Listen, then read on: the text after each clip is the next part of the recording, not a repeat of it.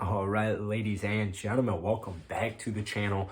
We're going to get the night started off with a Cleveland Cavaliers versus Charlotte Hornet recap.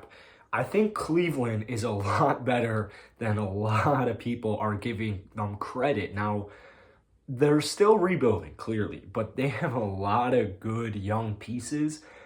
And essentially, what they're looking for is a franchise cornerstone player. Might be Evan Mobley, might be someone else on the team, but their hope is this season to find that guy to build the franchise around. Obviously, the thought is Evan Mobley, but you want to see a rookie year. Like, you want to see a rookie year. You got Colin Sexton, you have Darius Garland, who I'm extremely high on. Initial thoughts, I do believe Colin Sexton should be traded. I don't know if it should be this year. I don't know when it should be. I'm not a Cavs fan. But what I do know is he provides them with much needed scoring at certain times. But outside of that, I mean, I don't know what else he really does for me, except he's just a good high energy, high effort player who can make threes, he can drive. Like, offensively, he can do a lot of different things scoring the ball wise.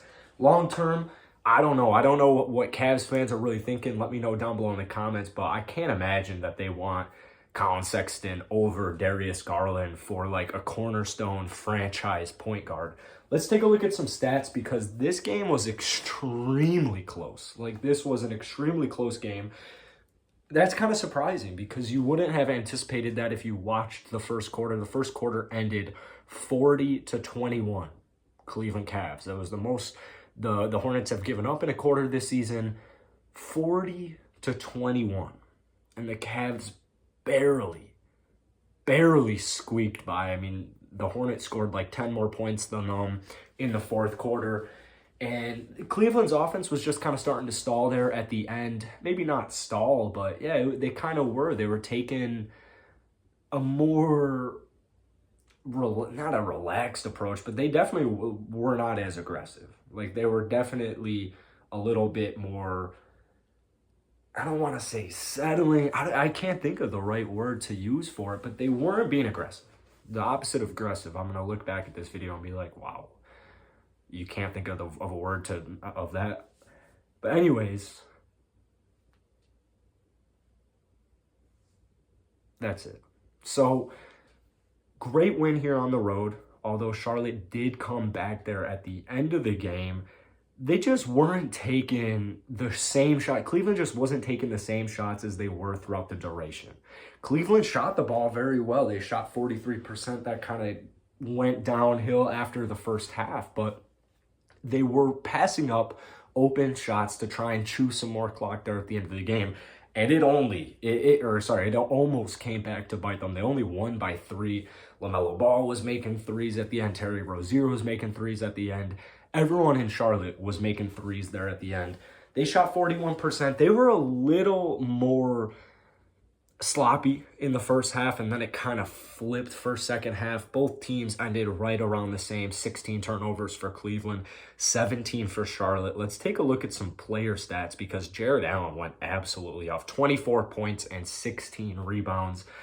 What is he, in his 5th year?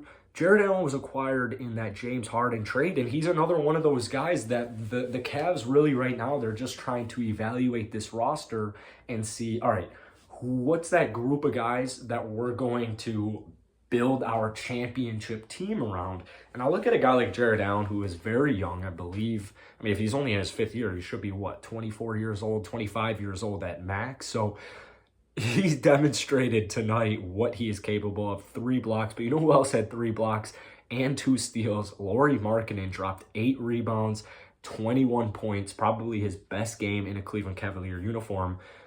When Coach JB was going with this Garland, Sexton, Mobley, Jarrett, and Lauri lineup, I was really skeptical because I'm thinking, like, if this were 2K, that would never work. Like, what are they going to do? And it's because I'm a Bulls fan, so I've had my fair share of Lauri Markkanen, and I think it was a very biased take because I see Lauri is going to be their starting small forward, and I'm like, all right, good luck with that one.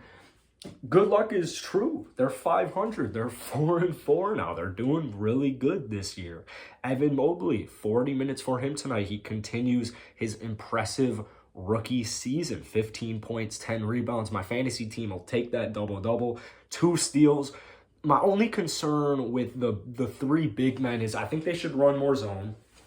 And then number 2, a lot of what happens is like these big men are guarding guards out on the perimeter. So if they jump, or even if they're just like contesting it, what happens a lot that I've been noticing is the team is getting offensive, like their opposing team's getting a lot of offensive rebounds just because of the fact you have guys like Evan Mobley jumping for a block at the perimeter. So you'd think you got 3 7-footers, but not all the time is it pretty. I mean, they're still trying to work that away. Like, even in the paint, you know, Evan Mobley will jump to the rim to protect the rim, and he won't be able to come down with the rebound just because he's jumping to protect the rim. So I have seen some issues when Evan Mobley's out there without Jared Allen, but, I mean, what are we, 8 games into the rookie season? I'm not going to look too much in it for Evan Mobley. Garland and Sexton, they didn't have good shooting games, but statistically, they did just fine. 2 steals for Sexton, 3 steals for Garland. Collin went 7 assists, 17 points. Garland went 16 points for 4 assists. Sexton tweaked his ankle at some point in the game. I feel like that should be mentioned.